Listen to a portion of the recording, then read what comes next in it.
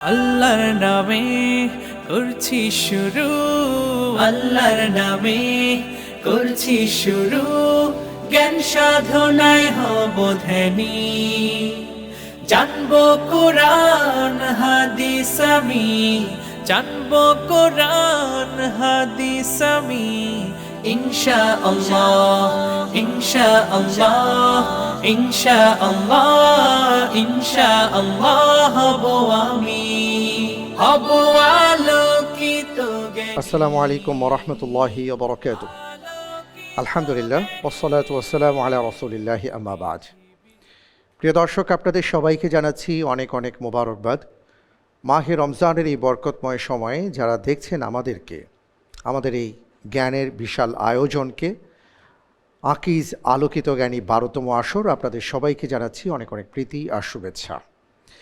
আলহামদুলিল্লাহ, মহান রব্বুল আলামিনের কাছে আমরা কৃতজ্ঞতা আদায় করছি। আল্লাহ তাআলা আমাদেরকে এমন একটি মহান বিষয় নিয়ে খিদমত করবার তৌফিক দান করেছেন, যে বিষয়ে আল্লাহ রব্বুল আলামিন প্রথমেই পবিত্র কোরআনুল কারীমে নাজিল করেছেন 5টি আয়াত। আপনারা নিশ্চয়ই বুঝতে পারছেন, আল্লাহ সুবহানাহু ওয়া তাআলা সূরাতুল আলাকে প্রথম যেই কথাটি বলেছেন, বিসমিল্লাহির রহমানির রহিম, ইকরা বিসমি রাব্বিকাল্লাযী খালাক, পড়ো তোমার রবের নামে যিনি তোমাকে সৃষ্টি করেছেন। পৃথিবীতে একমাত্র জীবন বিধান, যেই জীবন বিধানে রব্বুল আলামিন আমাদেরকে আমাদের জীবনটাকে সুন্দরভাবে সাজিয়ে গুছিয়ে পরিচালনা করবার জন্য পূর্ব শর্ত হিসেবে দিয়েছেন জ্ঞান অর্জনকে। জ্ঞান এটা এমন এক মহা সম্পদের নাম, এই সম্পদ যার কাছে থাকবে তিনিই আসলে ধনী।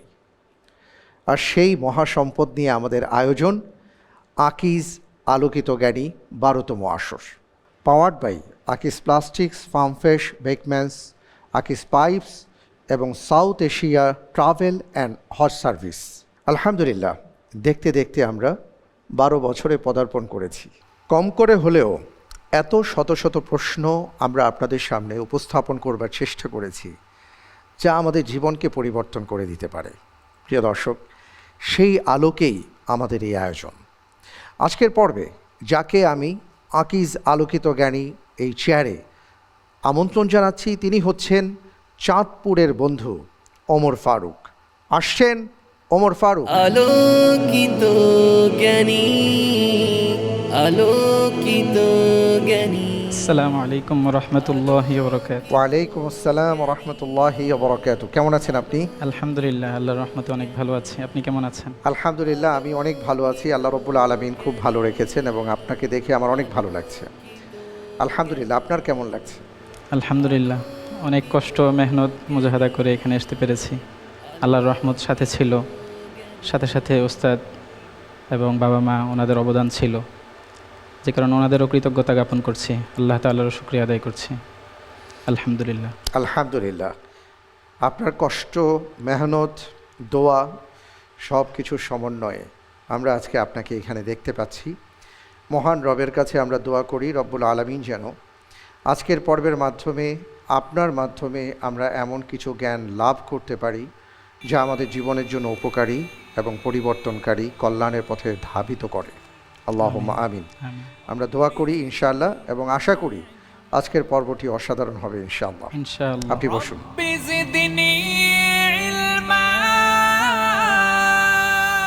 আলহামদুলিল্লাহ, আজকের পর্বে আমাদের ভাই ওমর ফারুক আমাদের সামনে আছেন। আমরা ইনশাআল্লাহ তাআলা প্রশ্নোত্তরে যাব। কি করতে হবে আপনি ভালো করেই জানেন, তারপরেও আমি সবই বলবো, কিন্তু এর আগে জানতে চাই আপনি বর্তমানে কি করছেন, কোথায় আছেন, কারণ অসংখ্য দর্শক আপনাকে দেখছেন, আপনার সম্পর্কে তারা জানতে চান। জি।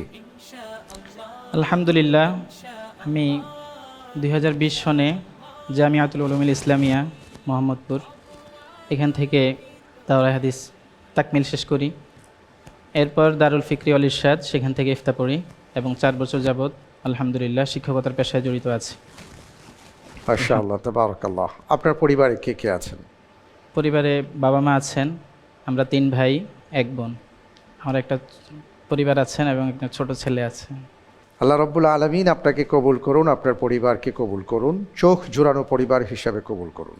আমিন। আল্লাহুম্মা আমিন। আমরা ইনশাআল্লাহ প্রশ্নোত্তরে যাব, তবে তার আগে আমাদের মাঝে যারা আছেন ইন্টেলিজেন্ট প্যানেল এবং সেই সাথে প্রয়োজন সহায়তায়, তাদের সাথে আমরা পরিচিত হয়ে নিচ্ছি। জি ইনশাআল্লাহ। আজকের পর্বে আমাদের দুজন আকিজ আলোকিত জ্ঞানী পরিবারের সদস্য আছেন, আমাদের প্রিয় ভাইরা আছেন, যারা ইন্টেলিজেন্ট প্যানেলে বসে আমাদেরকে সহায়তা করবেন ইনশাআল্লাহ। আমি দেখতে পাচ্ছি আমাদের মাঝে উপস্থিত আছেন আকিজ আলোকিত জ্ঞানী বন্ধু মোহতারাম মাওলানা মঈনুদ্দিন কাসেমি হাফিজাহুল্লাহ। আসসালামু আলাইকুম রহমতুল্লাহি ওবারাকাত। প্রিয় দর্শক, আমাদের মাঝে আরও উপস্থিত আছেন আমাদের আরও একজন প্রিয় ভাই, আরও একজন আকিজ আলোকিত জ্ঞানী বন্ধু আবদুল্লাহ আল মুকিত। আসসালামু আলাইকুম রহমতুল্লাহি ওবারাকাত। ওয়ালাইকুম আসসালাম রহমতুল্লাহ বরকাত। আহলান ওয়া সাহলান মারহাবান বি। কেমন আছেন আপনি? আলহামদুলিল্লাহ ভালো আছি, আপনি কেমন আছেন? আলহামদুলিল্লাহ ভালো আছি। আমি আপনার কাছে জানতে চাই যে আজকে আপনি কাকে আমন্ত্রণ জানিয়েছেন যিনি প্রিয়জন সহায়তায় এসে আপনাকে সহযোগিতা করবেন, একটু বলবেন তার সম্পর্কে? আমি আজকে যাকে আমন্ত্রণ জানিয়েছি তিনি আমার বন্ধু এবং আমার সহকর্মী। এক মাদ্রাসায় তিনি হাদিসের খেদমতে নিয়োজিত আছেন, মাওলানা আশরাফুল আলম জারিফ। অনেক ধন্যবাদ মোহতারাম। আসসালামু আলাইকুম রহমতুল্লাহ। ওয়ালাইকুম আসসালাম রহমতুল্লাহ ওবরাকাত। আপনাকে অনেক অনেক মোবারকবাদ জানাচ্ছি, আপনি আমাদের মাঝে এসছেন, জাযাকাল্লাহ খায়ের। আপনাকেও ধন্যবাদ। ওয়াইয়াকুম।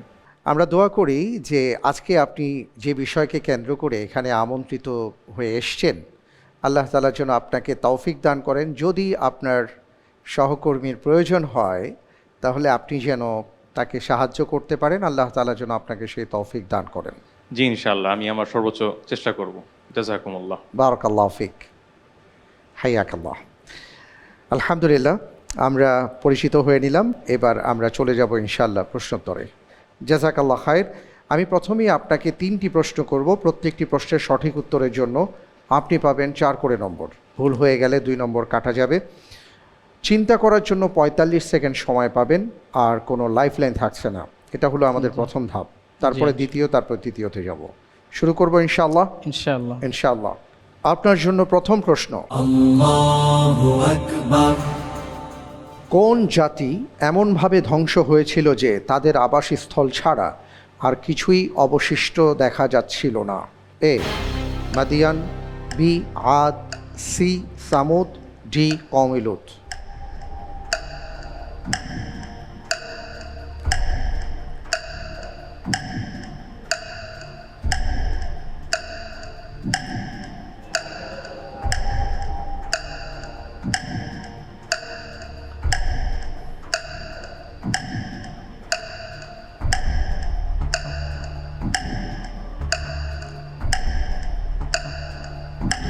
সময় কিন্তু ফুরিয়ে আসছে।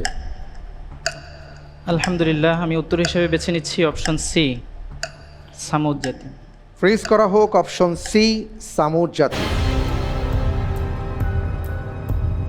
প্রশ্ন ছিল কোন জাতি এমনভাবে ধ্বংস হয়েছিল যে তাদের আবাসস্থল ছাড়া আর কিছুই অবশিষ্ট দেখা যাচ্ছিল না? আপনি বলেছেন অপশন সি, সামুদ। আপনি যে উত্তরটি দিয়েছেন আপনার উত্তরটি সঠিক হয়নি। আলহামদুলিল্লাহ। সঠিক উত্তর হচ্ছে অপশন বি, আদ জাতি। তুদাম্মিরু কুল্লা শাইইন বিআমরি রাব্বিহা ফাআসবাহু লা ইরা ইল্লা মাসাকিনুহুম কাযালিকা নাজজিল কওমাল মুজরিমিন, সূরাতুল আহকাফ 25 নম্বর আয়াত। ঠিক আছে, কোনো সমস্যা নেই, আলহামদুলিল্লাহ। প্রথম এমন হবেই, ঠিক হয়ে যাবে ইনশাআল্লাহ। সবচেয়ে বড় কথা হলো আপনার মাধ্যমে আমরা একটা ব্যাপার জানলাম যে একটা জাতিকে আল্লাহ তাআলা এমনভাবে ধ্বংস করে দিয়েছিলেন যে তাদের কোনো অস্তিত্বই দেখা যাচ্ছিল না, কেবল তাদের পড়ে থাকা বাড়ি ঘরের ধ্বংসাবশেষ দেখা যাচ্ছিল। পরের প্রশ্নে যাব ইনশাআল্লাহ। আপনার জন্য পরের প্রশ্ন, মানুষকে দেখানোর উদ্দেশ্যে কোনো ইবাদত করা কোন প্রকারের অন্তর্ভুক্ত? এ শিরকে আকবর, বি কুফরি, সি বিদআত, ডি শিরকে আসগর।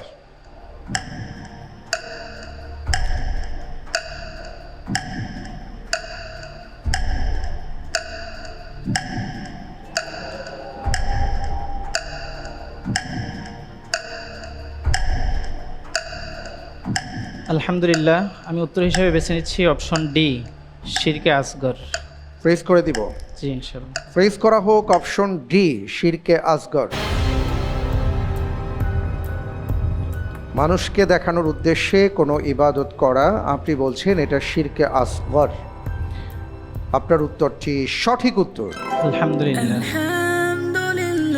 রাসূল সাল্লাল্লাহু আলাইহি ওয়াসাল্লাম থেকে বর্ণিত আসছে যে ইন্না আখওয়াফা মা আখাফু আলাইকুম আশ-শিরকুল আসগর, যে আমি তোমাদের কাছ থেকে সবচেয়ে বেশি যেই ব্যাপারে ভয় পাই সেটা হলো শিরকে আসগরের ব্যাপার।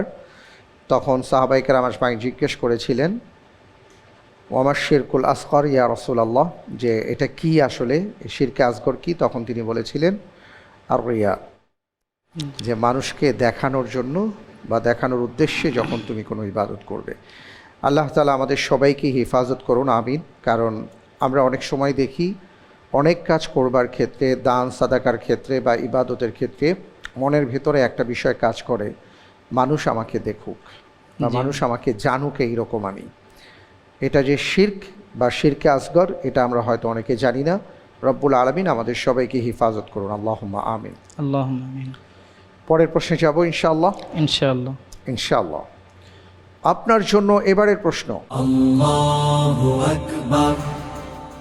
আফ্রিকার কোন দেশ সম্প্রতি প্রথমবারের মতন এআই ভিত্তিক ইসলামী শিক্ষা শুরু করে? এ নাইজেরিয়া, বি সেনেগাল, সি দক্ষিণ আফ্রিকা, ডি মিশর।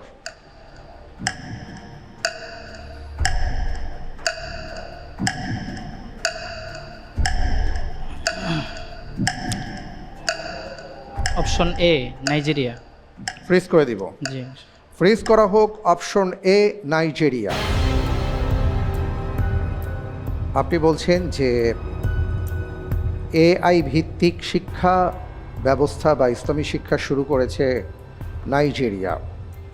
আপনি যে উত্তরটি দিয়েছেন আপনার উত্তরটি সঠিক উত্তর। আলহামদুলিল্লাহ। নাইজেরিয়া প্রথম আফ্রিকান দেশ হিসাবে এআই ভিত্তিক ইসলামী শিক্ষা চালু করেছে। এই প্ল্যাটফর্মের মাধ্যমে বিপুল সংখ্যক শিক্ষার্থীর মধ্যে ইসলামের মৌলিক জ্ঞান ও কোরআন শিক্ষার প্রসারে গতি আনা সম্ভব বলে তারা মনে করে। এআই প্রযুক্তি শিক্ষার পদ্ধতিকে আরও ব্যক্তিগত এবং আরও আধুনিক করে তোলবার তারা চেষ্টা করছে। অনেক অনেক ধন্যবাদ। মাশাআল্লাহ তাবারাকাল্লাহ। এরই সাথে আমাদের প্রথম ধাপ শেষ হয়ে গেল। আমরা দ্বিতীয় ধাপে যাব। এই ধাপে 4টি প্রশ্ন করব ইনশাআল্লাহ। প্রত্যেকটি প্রশ্নের সঠিক উত্তরের জন্য 7 করে নম্বর পাবেন। ভুল হলে 3.5 নম্বর মাইনাস হয়ে যাবে। দুটো লাইফলাইন আপনার জন্য ওপেন করা হয়েছে, 50-50 চান্স এবং প্রিয়জন সহায়তা। লাইফলাইন নিয়ে সঠিক উত্তর দিতে পারলে আপনি 7-এর জায়গায় 5 করে পাবেন। চিন্তা করার জন্য 1 মিনিট সময় পাবেন। যাব ইনশাআল্লাহ। ইনশাআল্লাহ। ইনশাআল্লাহ। আপনার জন্য এবারের প্রশ্ন, ইয়াকুব আলাইহিস সালাতু ওয়াস সালাম ইউসুফ আলাইহিস সালাতু ওয়াস সালামকে তাঁর স্বপ্নের কথা অন্যদের কাছে বলতে নিষেধ করেছিলেন কেন? এ নবুয়তের গোপনীয়তা রক্ষা করা, বি ভাইয়েরা ষড়যন্ত্র করবে, সি স্বপ্নটি পারিবারিক ঐক্য ভেঙে দিত, ডি স্বপ্নের আলোচনা শরীয়তে নিষিদ্ধ ছিল।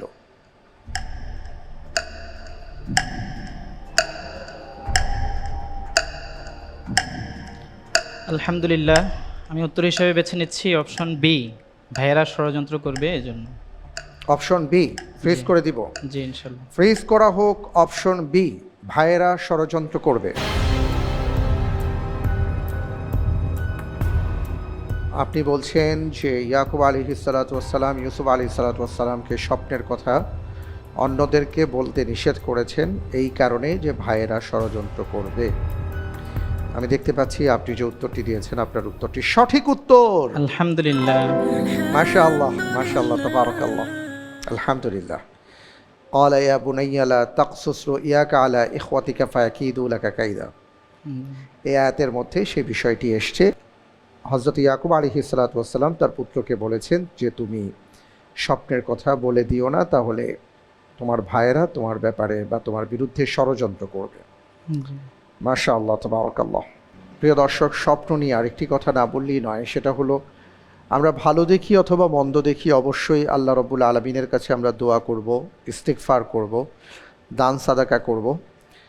আমি যদি কোনো স্বপ্ন দেখি এবং সেটা যদি এমন সময়ে হয় যে সময়ে স্বপ্ন দেখাটা সত্য বলে শরিয়া আমাদেরকে জানিয়েছে, বিশেষ করে গভীর রজনীতে পবিত্র বিছানায় এমন সময় হয়ে থাকে, হয়তো বিশ্বস্ত কাউকে আমরা বলবো অথবা 3 দিন আমরা কাউকে এই স্বপ্নের কথা বলবো না। আল্লাহ রব্বুল আলমিন আমাদের সবাইকে যে কোনো অনিষ্টতা থেকে হেফাজতে রাখুন, আমিন। পরের প্রশ্নে যাচ্ছি ইনশাআল্লাহ। ইনশাআল্লাহ। ইনশাআল্লাহ আপনার জন্য এবারের প্রশ্ন, সাহাবীদের মাঝে কার আওয়াজ এতটাই উঁচু ছিল যে তিনি 9 থেকে 10 মাইল দূর থেকেও তার দাসদের ডাকলে তারা তাঁর ডাক শুনতে পেতেন? এ আলা ইবনুল হাতরামি রাদিয়াল্লাহু আন, বি আবু তালহা আল আনসারি রাদিয়াল্লাহু আন, সি আব্বাস ইবনুল আব্দুল মুত্তালিব রাদিয়াল্লাহু তাআলা আন, ডি কাকা ইবনে আমর তামিমি রাদিয়াল্লাহু আন।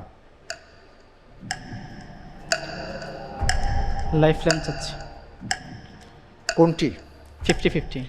50-50 চান্স দেওয়া হোক।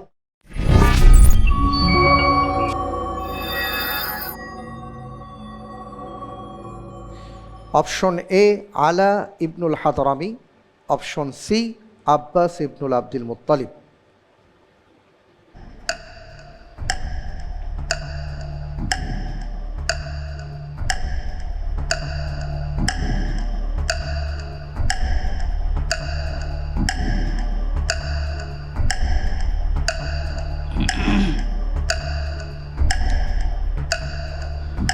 আলহামদুলিল্লাহ, আল্লাহর উপর ভরসা করে আমি উত্তর হিসেবে বেছে নিচ্ছি অপশন সি, আব্বাস ইবনু আব্দুল মুত্তালিব। ফ্রিজ করে দিব। জি ইনশাআল্লাহ। ফ্রিজ করা হোক অপশন সি আব্বাস ইবনু আব্দুল মুত্তালিব। আপনি একটি লাইফলাইন ব্যবহার করলেন, তারপরে চিন্তা ভাবনা করে আপনি অপশন সি কে পছন্দ করেছেন। আপনি কোন চিন্তা থেকে এই অপশনটাকে বাছাই করেছেন? হযরত আব্বাস রাদিয়াল্লাহু আনহু হুনাইনের যুদ্ধে আল্লাহ রাসূল সাল্লাল্লাহু আলাইহি ওয়াসাল্লামের সঙ্গে ছিলেন। সাহাবায়ে কেরাম যখন পিছু হটে চলে যাচ্ছিলেন, আব্বাস রাদিয়াল্লাহু আনহু উঁচু আওয়াজে ডেকে সাহাবায়ে কেরামকে জমা করেছিলেন। এখান থেকে আর কি ধারণা নেওয়া যে আওয়াজ উঁচু ছিল। আপনি যে ধারণা থেকে উত্তরটি দেবার চেষ্টা করেছেন, আমি দেখতে পাচ্ছি যে আপনার উত্তরটি সঠিক উত্তর। আলহামদুলিল্লাহ। মাশাআল্লাহ, তাবারাকাল্লাহ। এবং আমরা জানি যে আব্বাস ইবনে আব্দুল মুত্তালিব রাদিয়াল্লাহু আন, ওনার ভয়েসটা বেশ আওয়াজের ছিল এবং তিনি যখন ডাকতেন তার আওয়াজটা বেশ উঁচু ছিল। শুধু তাই নয়, ইমাম জাহাবি রাহিমাহুল্লাহর বিখ্যাত কিতাব সিয়ারু আলামিন নুবালার মধ্যে এই বিষয়টি এসছে যে তিনি কখনো কখনো মক্কার সিলা নামক পর্বত থেকে বা পাহাড় থেকে তিনি তার দাস অথবা গবাদি পশুকে যখন ডাকতেন, সেই ডাক অনেক দূর থেকে শোনা যেত। এ বিষয়ে আর একটু বিস্তারিত আমরা জানবো আবদুল্লাহ আল মুতি আপনার কাছ থেকে। এখানে যে 4 জন সাহাবীর নাম বলা হয়েছে প্রত্যেকেই দরাজ কণ্ঠের অধিকারী ছিলেন। বিশেষভাবে আব্বাস ইবনে আব্দুল মুত্তালিব রাদিয়াল্লাহু তাআলা আনহু, যিনি ছিলেন রাসূল সাল্লাল্লাহু আলাইহি ওয়াসাল্লামের 10 চাচার একজন এবং যিনি সর্বশেষে জন্মগ্রহণ করেছিলেন। তিনি রাসূল সাল্লাল্লাহু আলাইহি ওয়াসাল্লামের চেয়ে বয়সে মাত্র 3 বছর বড় ছিলেন। তার জীবনীতে বর্ণিত হয়েছে মক্কা জীবনে যখন তিনি তার মক্কার পাশের যে সিলা নামক পর্বতে তিনি আরোহণ করতেন এবং তার থেকে 9 থেকে 10 মাইল দূরে গবা নামক অঞ্চলে যেখানে তার দাসেরা থাকতেন, অনেক সময় রাত্রিতে তিনি ডাকলে তারা সেখান থেকে শুনতে পেতেন। আর প্রতিযোগী ভাই তিনি যেটা অনুমান করেছেন সেটা আসলে সঠিক। হুনাইন যুদ্ধে যখন মুসলিমদের অবস্থা পর্যবসিত হচ্ছিল, তখন রাসূল সাল্লাল্লাহু আলাইহি ওয়াসাল্লামের নির্দেশে তিনি তাদেরকে ডাক দিয়েছিলেন, ইয়া আসহাব আল আনসার ইয়া আসহাব আস সামুরা, অর্থাৎ ওহে আনসার সম্প্রদায়, ওহে বাবলা গাছের নিচে শপথ গ্রহণকারীরা। তার আহ্বানেই অন্যান্য সাহাবীরা একত্রিত হয়েছিলেন। অবশেষে যুদ্ধে তারা জয়লাভ করেছিলেন। অনেক অনেক ধন্যবাদ আপনাকে, বারাকাল্লাহু ফিক। আমরা পরের প্রশ্নে যাব ইনশাআল্লাহ তাআলা। পরের প্রশ্নে যাবার আগে আমরা একটা ছবি দেখব, খুব মনোযোগ সহকারে ছবিটি দেখব, তারপরে ইনশাআল্লাহ তাআলা আমি আপনাকে প্রশ্নটি করব। ঠিক আছে? জি।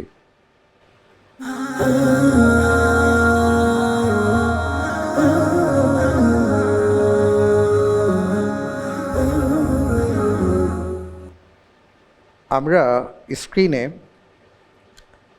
একটি ব্রাউজারের লোগো দেখেছি, যেই ব্রাউজারটি মূলত এসছে স্ক্রিনে হারাম কোনো ছবি, অ্যাড এবং ওয়েবসাইট থেকে যেন আমরা বেঁচে থাকতে পারি এবং বেঁচে যেন ব্রাউজ করতে পারি সেটার জন্য। অর্থাৎ আমাদের চোখের হেফাজতের জন্য তারা এই কাজটি করেছেন এবং সেই ব্রাউজার বা সেই ওয়েবসাইটেরই আমরা মূলত একটা লোগো দেখলাম।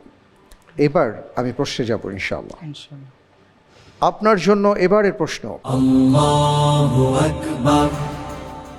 আমরা যে ব্রাউজারের লোগো দেখলাম এই অসাধারণ ব্রাউজারটির নাম কি? A Ashabe Kahf browser, B Kahf browser, C Amana browser, D Ummah browser.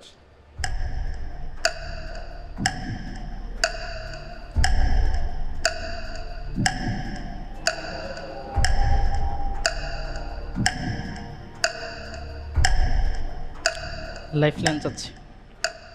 Lifeline চাচ্ছেন? প্রিয়জন সহায়তা, জি। প্রিয়জন সহায়তা দেয়া হোক।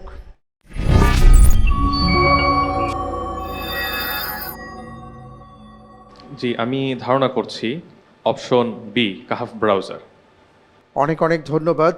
আপনি ধারণা করছেন যে অপশন বি কাহাফ ব্রাউজার। আপনি কি তার সাথে একমত?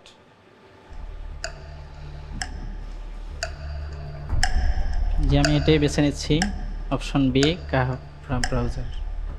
আপনি একমত পোষণ করছেন। জি। ফ্রিজ করা হোক অপশন বি কাহাফ ব্রাউজার।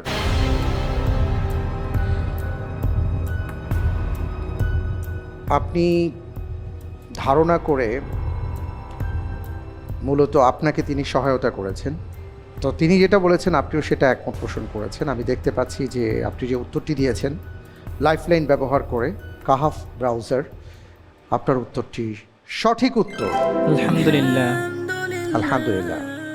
জি, এর মাধ্যমে হারাম, নোংরা ছবি, অ্যাড, ওয়েবসাইট ব্লককারী ব্রাউজারটির নাম হলো কাহাফ ব্রাউজার।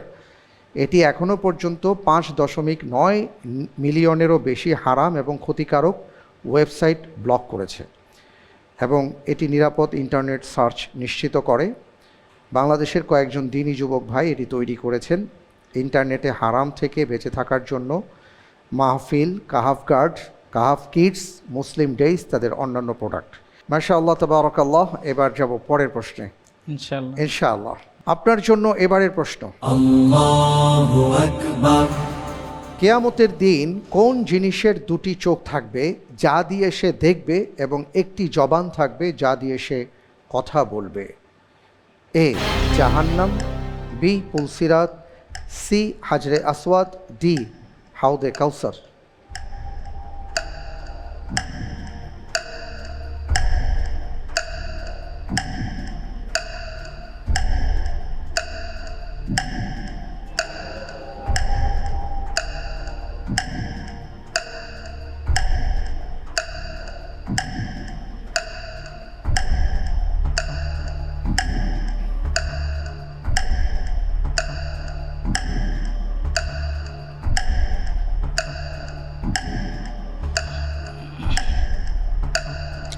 আলহামদুলিল্লাহ, আল্লাহর উপর ভরসা করে আমি উত্তর হিসেবে বেছে নিচ্ছি অপশন সি হাজারে আসওয়াদ। অপশন সি হাজরে আসওয়াদ। জি। ফ্রিজ করা হোক অপশন সি হাজরে আসওয়াদ।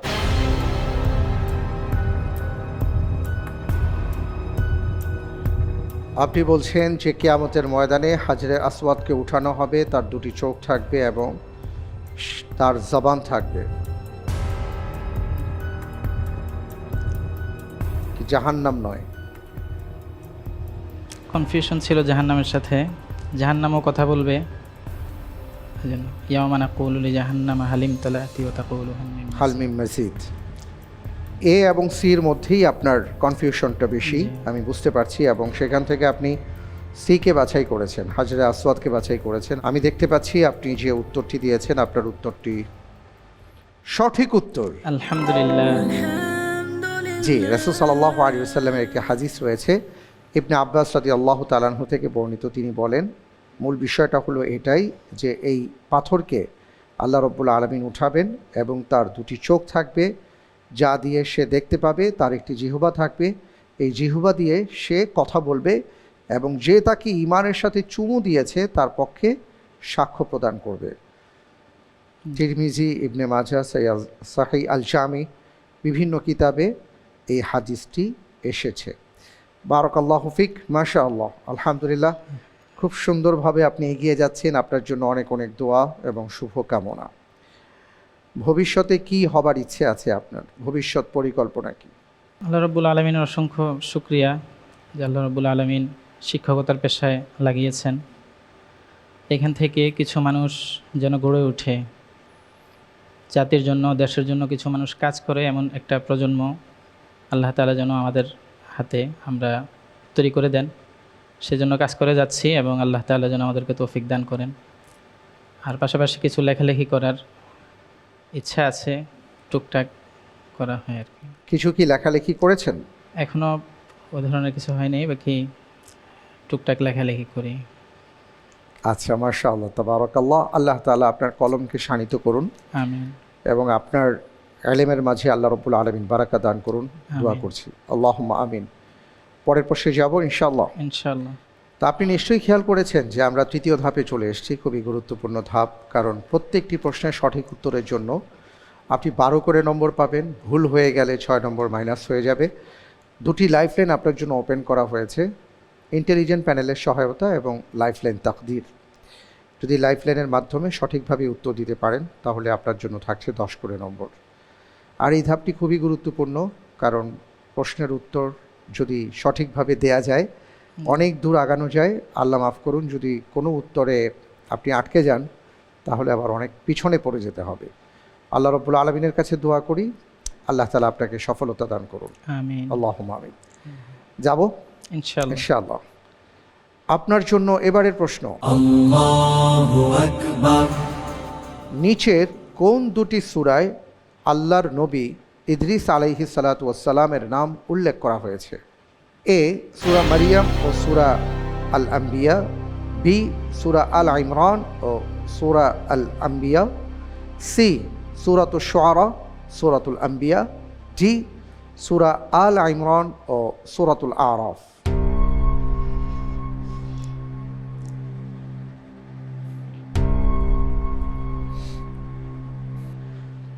আলহামদুলিল্লাহ, উত্তর হিসেবে বেছে নিচ্ছি অপশন এ, সূরা মারিয়াম, সূরা আম্বিয়া। ফ্রিজ করে দিব। জি, ইনশাআল্লাহ। ফ্রিজ করা হোক অপশন এ, সূরা মারিয়াম, সূরা আম্বিয়া। আপনি কি হাফিজে কোরআন?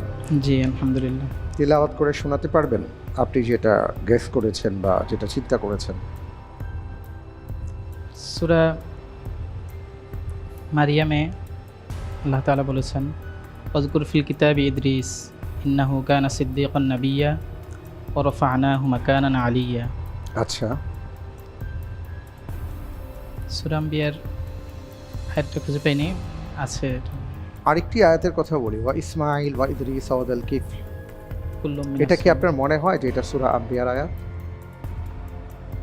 আপনি সূরা মারিয়াম বলেছেন, কিন্তু আপনার কি মনে হয় এটা কি সূরা আম্বিয়ার আয়াত? জি, হ্যাঁ, জি, আসলে আপনি যে উত্তরটি দিয়েছেন আপনার উত্তরটি সঠিক উত্তর। আলহামদুলিল্লাহ। হ্যাঁ, এটা সূরাতুল আম্বিয়ার আয়াত 85 নম্বর আয়াত। ওয়া ইদ্রিসা ওয়া দাল কিফল ওয়া ইসমাঈল ওয়া ইদ্রিস ওয়া দাল কিফল কুল্লুম মিনাস সাবিরিন। মাশাআল্লাহ, তাবারাকাল্লাহ, আলহামদুলিল্লাহ, অত্যন্ত চমৎকার। পরের প্রশ্নে যাব ইনশাআল্লাহ। ইনশাআল্লাহ। ইনশাআল্লাহ। আপনার জন্য এবারের প্রশ্ন, আল্লাহু আকবার। মুআবিয়া রাদিয়াল্লাহু তাআলা আনহু সর্বপ্রথম কোন খলিফার শাসনামলে দামেস্কের শাসক বা গভর্নর হিসেবে নিযুক্ত হন?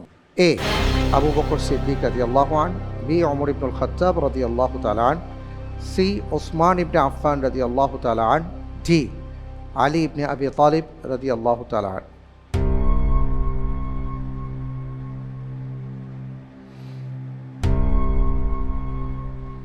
সঠিক উত্তর হবে অপশন সি, ওসমান ইবনে আফফান রাদিয়াল্লাহু আনহু। অপশন সি, ওসমান ইবনে আফফান।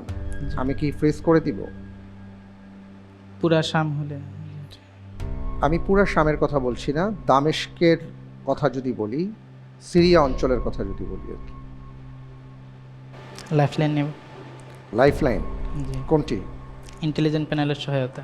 তাই, ঠিক আছে, ইন্টেলিজেন্ট প্যানেলের সহায়তা দেয়া হোক।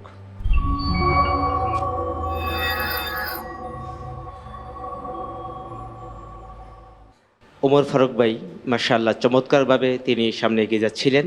এই পর্যায়ে তিনি আমাদের সহায়তা চেয়েছেন। ভাইকে আমরা একটি ক্লু দিয়ে সহযোগিতা করব। যেই খলিফার শাসন আমল 13 থেকে 23 হিজরি পর্যন্ত ব্যাপ্ত ছিল, তার সময়ে তিনি ওই অঞ্চলের গভর্নর নিযুক্ত হন। আলহামদুলিল্লাহ, আমি উত্তর হিসেবে বেছে নিচ্ছি অপশন বি, ওমর ইবনুল খাত্তাব রাদিয়াল্লাহু আনহু। অপশন বি জি, ফ্রিজ করে দিব। ইনশাল্লাহ। ফ্রিজ করা হোক অপশন বি, ওমর ইবনুল খাত্তাব রাদিয়াল্লাহু তাআলা আনহু। আপনি ইন্টেলিজেন্ট প্যানেলের সহায়তা নিয়ে তারপরে উত্তরটি দিয়েছেন। আপনার উত্তরটি সঠিক উত্তর। আলহামদুলিল্লাহ। মুআবিয়া রাদিয়াল্লাহু তাআলা আনহু সর্বপ্রথম খলিফা ওমর রাদিয়াল্লাহু তাআলা আনহুর শাসন আমলে 18 হিজরিতে মূলত দামেস্ক অর্থাৎ সিরিয়ার গভর্নর হিসেবে নিযুক্ত হন। সিরিয়ায় প্রাদুর্ভূত প্লেগ মহামারীতে তৎকালীন গভর্নর ও তাঁর বড় ভাই ইয়াজিদ ইবনে আবু সুফিয়ান মৃত্যুবরণ করলে খলিফাতুল মুসলিমিন ওমর ইবনুল খাত্তাব রাদিয়াল্লাহু তাআলা আনহু তাঁর স্থলে মুআবিয়া রাদিয়াল্লাহু তাআলা আনহুকে দায়িত্ব প্রদান করেন এবং পরবর্তীতে তৃতীয় খলিফা ওসমান ইবনে আফফানের যুগে তার শাসনের পরিধি আরও বৃদ্ধি পায় এবং তিনি দীর্ঘ 2 দশক অত্যন্ত সফলতার সাথে এই অঞ্চলের গভর্নর হিসেবে দায়িত্ব পালন করেন। আলহামদুলিল্লাহ। আলহামদুলিল্লাহ, মাশাআল্লাহ, খুব সুন্দরভাবে আপনি একেবারে চিন্তা ভাবনা করে উত্তর দিয়েছেন এবং আরও বিচক্ষণতার বিষয় ছিল যে আপনার যখন কনফিউশন তৈরি হয়েছে সাথে সাথেই আপনি লাইফলাইন ব্যবহার করেছেন।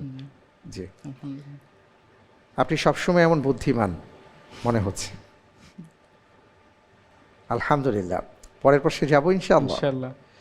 পরের প্রশ্নে যাওয়ার আগে আমরা একটা ভিডিও দেখব, তারপরে আমি আপনাকে প্রশ্নটি করব, ঠিক আছে? ইনশাআল্লাহ। জি। والسابقون السابقون والسابقون ছোট্ট একটা ভিডিও আমরা দেখলাম। এখানে ভিডিওতে যেটা দেখলাম যে দুইজনই আজান দিতে চাচ্ছেন এবং দুইজনই ছুটে আসছেন এবং একজন আজান দিয়েছেন, অর্থাৎ আমরা বলতে পারি যে দুইজন মুয়াজ্জিন আজানের জন্য প্রতিযোগিতায় লিপ্ত হয়েছেন। এবার প্রশ্নে যাব ইনশাআল্লাহ। ইনশাআল্লাহ। আপনার জন্য এবারের প্রশ্ন। আল্লাহু আকবার। হাদিসে আজানের সাথে আর কোন বিষয়টির ব্যাপারে বলা হয়েছে যে মানুষ যদি জানতো এর মধ্যে কি পরিমাণ সওয়াব ও মর্যাদা রয়েছে তাহলে সমাধানের জন্য প্রয়োজনে লটারি করত? এ, ঈশা ও ফজরের সালাতে অংশগ্রহণ, বি, জিহাদে অংশগ্রহণ, সি, প্রথম কাতারে দাঁড়ানোর ব্যাপারে, ডি, আউয়াল ওয়াক্তে সালাত আদায়ের ব্যাপারে।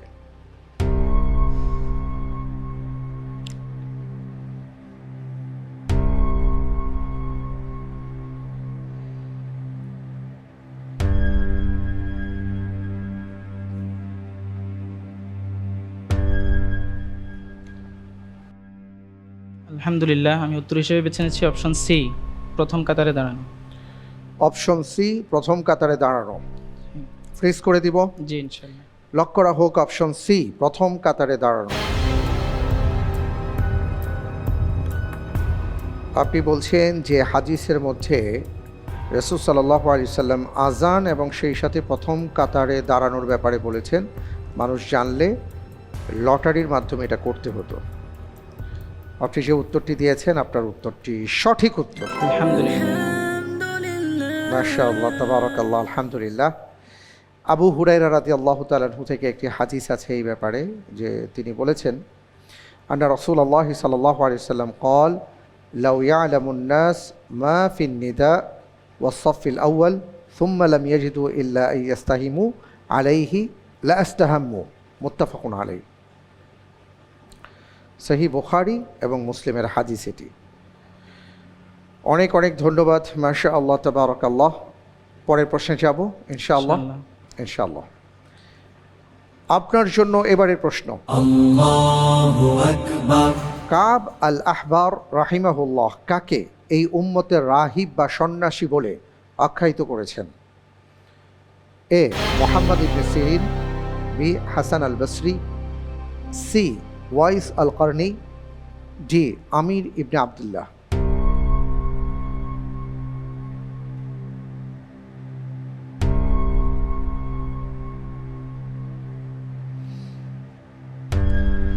আলহামদুলিল্লাহ, আল্লাহর উপর ভরসা করে আমি উত্তর হিসেবে বেছে নিচ্ছি অপশন ডি, আমর ইবনে আবদুল্লাহ রহিমাহুল্লাহ। Option B, option D, Amr ibn option D Abdullah. Amir ibn Abdullah. আপনি বলছেন যে কাব আল আহবার তিনি আমির ইবনে আবদুল্লাহ রহিমাহুল্লাহ তাকে এই উম্মতের রাহিব বলে আখ্যায়িত করেছেন। আমি তাহলে ফ্রিজ করে দিলাম। ফ্রিজ করা হোক অপশন ডি।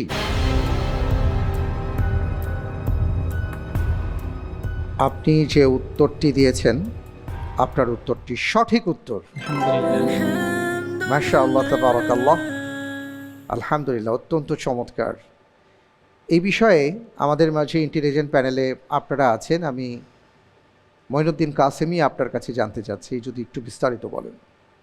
হজরত আমির ইবনে আবদুল্লাহ ইবনে কায়েস রাদিয়াল্লাহু তাআলা আনহু তিনি সেই ব্যক্তি যাকে কাব আল আহবার রাহিমাহুল্লাহ রাহিব হাজিল উম্মা বলেছিলেন।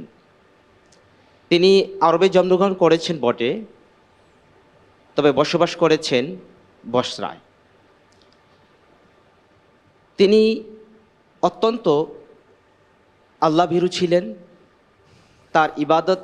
তার ইবাদতে তিনি এত মগ্ন ছিলেন যে আমরা তার জীবনীতে পাই তিনি সর্বদা রোজা রাখতেন। প্রতিদিন 1000 রাকাত নফল নামাজ পড়ার চেষ্টা করতেন। সুবহানাল্লাহ। তিনি ব্যক্তিগত জীবনে অল্প তুষ্ট ছিলেন। তিনি সম্পদের প্রতি কোনো মোহ রাখতেন না। অপরদিকে তিনি ছিলেন একজন বীর বাহাদুর। যুদ্ধের ময়দানে গনিমতের মাল হিসেবে যা পেতেন তা এবং বাতা হিসেবে যা পেতেন এই সব কিছুই তিনি অভাবী দারিদ্রদের মাঝে বন্টন করে দিতেন। এই মহান মনীষী 55 হিজরিতে মতান্তরে 43 হিজরিতে বাইতুল মাকদিস এলাকায় ইন্তেকাল করেন। সেখানেই তাকে সমাহিত করা হয়। আল্লাহ তাআলা এই তামিম গোত্রের শ্রেষ্ঠ তাবিঈ জীবনী থেকে আমাদেরকে শিক্ষা গ্রহণ করার তৌফিক দান করুন। আমিন। আল্লাহুম্মা আমিন। আপনাকে অনেক অনেক ধন্যবাদ জানাচ্ছি। প্রিয় দর্শক, আমরা আমাদের ইন্টেলিজেন্ট প্যানেলের আলোকিত জ্ঞানী বন্ধুর কাছ থেকে একজন আবেদ সম্পর্কে শুনলাম, যার জীবনটা কেমন ছিল। এটা বলার পেছনের মূল কারণ হলো আমরা আমাদের জীবনটাকে কিভাবে আসলে সাজিয়েছি, আমাদের কি করা উচিত ছিল, আমরা কি করছি। আমরা যেন এই ঘটনা থেকে এতটুকু শিক্ষা নিতে পারি, আমাদের জীবনটাকেও আমরা আল্লাহর রাহে যেন খরচ করতে পারি, জীবনের সময়টাকে যেন তার সন্তুষ্টির জন্য ব্যয় করতে পারি। আল্লাহ তাআলা আমাদের সবাইকে সে তৌফিক দান করুন। আল্লাহুম্মা আমিন। আলহামদুলিল্লাহ, এরই সাথে আমি দেখতে পাচ্ছি যে আমার তৃতীয় রাউন্ডের যে প্রশ্নগুলো ছিল সেটা শেষ। আমার সামনে এখন ঝটপট রাউন্ডের 8টি প্রশ্ন আছে এবং এই প্রশ্নগুলো আমি আপনাকে করব। আপনি 3 সেকেন্ডের মধ্যে প্রশ্নগুলোর উত্তর প্রদান করবেন। ইনশাআল্লাহ। প্রত্যেকটি প্রশ্নের সঠিক উত্তরের জন্য আপনি 1.5 করে নম্বর পাবেন, আর যদি ভুল হয় তাহলে কোনো নম্বর কাটা যাবে না। শুরু করব ইনশাআল্লাহ। ইনশাআল্লাহ। ইনশাআল্লাহ। আপনার জন্য ঝটপট প্রশ্ন। Allahu Akbar, রাসূল সাল্লাল্লাহু আলাইহি ওয়াসাল্লাম জুমার সালাতে কোন দুটি সূরা পাঠ করতেন? সূরা আলা এবং সূরা গাশিয়া। সঠিক উত্তর। হুসাইন রাদিয়াল্লাহু তাআলা আনহু কত হিজরিতে কারবালায় শাহাদাত বরণ করেন? 61 হিজরি। 61 হিজরি। সঠিক উত্তর। সালাতের কাতারের খালি জায়গা পূর্ণ করার সওয়াব কি? মর্যাদা বৃদ্ধি ও জান্নাতের গৃহ। কোন সাহাবী প্রথম মুসলিম হিসাবে মদিনায় আজান দেওয়ার স্বপ্ন দেখেন? আব্দুল্লাহ বিন জায়েদ বিন আবদিহি। সঠিক উত্তর। আব্দুল্লাহ ইবনে জায়েদ ইবনে আব্দে রাব্বি। রাব্বি। আমরা সঠিক ধরে নিচ্ছি। কবিরা গুনাহ করলে ব্যক্তি কাফের হয়ে যাবে, এই আকীদা কোন সম্প্রদায় পোষণ করে? খারিজি খারিজি। সম্প্রদায়। একজন মুমিনের মধ্যে কোন দুটি খারাপ বৈশিষ্ট্য একত্রিত হবে না? কৃপণতা ও অসৎ চরিত্র। বীরে মাওনার ঘটনা কখন সংঘটিত হয়? 8ম হিজরিতে। 4র্থ হিজরির সফর মাসে। সূরাতুন নিসার আয়াত অনুযায়ী আখেরাতে নিয়ামতপ্রাপ্ত বান্দাদের সাথে কারা কারা থাকবেন? সিদ্দিকিন, শুহাদা, সলেহিন। আল্লাহ এবং তার রাসূলের আনুগত্যকারীগণ। মাশাআল্লাহ, তাবারাকাল্লাহ, আপনি চেষ্টা করেছেন। আমি দেখতে পাচ্ছি যে আমি আপনাকে 8টি প্রশ্ন করেছিলাম, সেই 8টি প্রশ্নের মাঝে আপনি 3টি প্রশ্নের সঠিক উত্তর দিতে পেরেছেন। আলহামদুলিল্লাহ। আলহামদুলিল্লাহ, তাও অনেক ভালো করেছেন, বারাকাল্লাহ ফিক। আর এরই সাথে আমার হাতে থাকা 19টি প্রশ্ন শেষ হয়ে গেল, যে প্রশ্নগুলো আমি আপনাকে করেছি এবং আপনার মাধ্যমে আমরা উত্তরগুলো জেনেছি। আল্লাহ রব্বুল আলমিনের কাছে আমরা দোয়া করি, রব্বুল আলমিন যেন আমাদেরকে তৌফিক দান করেন, যে সকল বিষয়গুলো আমরা জেনেছি, আমাদের জ্ঞান আহরণ হয়েছে এবং এই সম্পর্কে আমরা অনেক কিছু জেনেছি, এর উপরে যেন আমরা আমল করতে পারি, আমাদের জীবনে যেন বাস্তবায়ন করতে পারি। আল্লাহ তাআলা সেই তৌফিক দান করুন। আমিন। আল্লাহুম্মা আমিন। আপনাকে অনেক অনেক ধন্যবাদ, বারাকাল্লাহু ফিক। আলহামদুলিল্লাহ, আজকের পর্বে আপনি অনেক ভালো করেছেন, মাশাআল্লাহ, তাবারাকাল্লাহ। আশা করছি যে আগামী পর্বেও আপনার সাথে দেখা হবে, অর্থাৎ দ্বিতীয় রাউন্ডে। আজকের পর্বে আপনি যে সাকুল্যে নম্বর অর্জন করেছেন তা হলো 80.5 নম্বর। আলহামদুলিল্লাহ। আলহামদুলিল্লাহ, অনেক অনেক মোবারকবাদ আপনাকে, বারাকাল্লাহু ফিক। ইনশাআল্লাহ আশা করছি সেমিফাইনাল রাউন্ডে আপনার সাথে দেখা হবে। সে পর্যন্ত রব্বুল আলামিন আপনাকে ভালো রাখুন। আমিন। আমি তাহলে আপনার কাছ থেকে বিদায় নিচ্ছি। জি। জি, আলহামদুলিল্লাহ। প্রিয় দর্শক, আমরা অনুষ্ঠানের শেষ পর্যায়ে চলে এসেছি, আমরা বিদায় নেব। তবে তার আগে আমি জানিয়ে দিচ্ছি আপনাদের জন্য আমাদের আজকের পর্বের জ্যাকপট প্রশ্ন। কোন ইবাদতের প্রতিদান আল্লাহ তাআলা নিজ হাতে দেবেন? উত্তর জানা থাকলে আমাদের আলোকিত জ্ঞানী ফ্যান পেজে গুগল ফর্ম রয়েছে, ওপেন করে সঠিক উত্তরটি লিখে সাবমিট করে দিন আজ রাত 12টার মধ্যে। লটারির মাধ্যমে আমরা 2 জন বিজয়ী বন্ধুর নাম ঘোষণা করব, আর তাদের জন্য থাকছে বেকম্যানস এবং ফার্মফ্রেশের সৌজন্যে আকর্ষণীয় গিফট হ্যাম্পার। এবার জানিয়ে দিচ্ছি গত পর্বের 2 জন বিজয়ী বন্ধুর নাম। আমাদের গতকালকের বিজয়ী বন্ধুরা হলেন নওগাঁ থেকে ইমতিয়াজ আহমেদ, মোবাইল 017079881, এবং রাজবাড়ির বন্ধু রাইয়ান কবির, মোবাইল 017883024। অনেক অনেক মোবারকবাদ আপনাদেরকে, বারাকাল্লাহু ফিকুমা। আজ তাহলে এ পর্যন্ত আমাদের মাঝে ইন্টেলিজেন্ট প্যানেলে যারা উপস্থিত ছিলেন এবং প্রিয়জন সহায়তায় যিনি ছিলেন, আপনাদের সবাইকে অনেক অনেক ধন্যবাদ। প্রিয় দর্শক, আপনাদেরকে অনেক অনেক ধন্যবাদ জানিয়ে আজকের মতন বিদায়। আল্লাহ হাফিজ। আসসালামু আলাইকুম ওয়া রাহমাতুল্লাহি ওয়া বারাকাতুহু। দো জাহানে হব দামি, জয়ের শপথ শুধু